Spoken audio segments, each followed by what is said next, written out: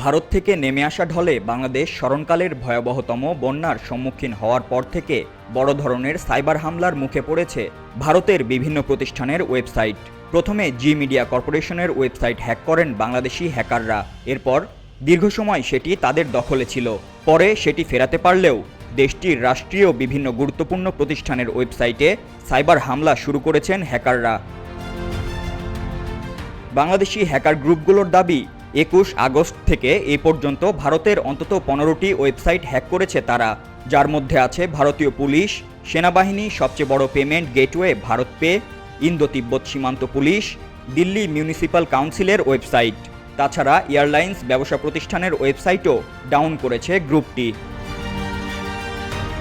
সর্বশেষ ২৪ ঘন্টায় ৫টি ভারতীয় প্রতিষ্ঠানের ওয়েবসাইট হ্যাক করার দাবি করেছে তারা। সেগুলোতে প্রবেশ করলেই চোখে পড়ছে ওয়েবসাইটটি বাংলাদেশি হ্যাকাররা দখলে নিয়েছেন। লেখা দেখানো হচ্ছে, আমরা ভারতীয় সাইবার স্পেস ধ্বংস করে দিব, ডম্বুর বাঁধ খোলা হলো কেন, বাংলাদেশের এই বন্যার জন্য ভারত দায়ী ইত্যাদি বার্তা। এর আগে বুধবার রাতে বন্যা নিয়ে কটাক্ষ করে সংবাদ প্রকাশ করায় ভারতীয় গণমাধ্যম জি মিডিয়া কর্পোরেশনের ওয়েবসাইট হ্যাক করেন বাংলাদেশি হ্যাকাররা। ওই সময় ওয়েবসাইটে প্রবেশ করলেই সেখানে দেখা যাচ্ছিল সিস্টেম অ্যাডমিন বিডি কর্তৃক ওয়েবসাইটটি হ্যাক করা হয়েছে। ওয়েবসাইটে আরও লেখা ছিল, বাংলাদেশের পরিস্থিতি নিয়ে মজা করার জন্যই এই সাইটটি হ্যাক করা হয়েছে, আরও নোংরা করলে নিউজ চ্যানেল দখল করে ধ্বংস করব।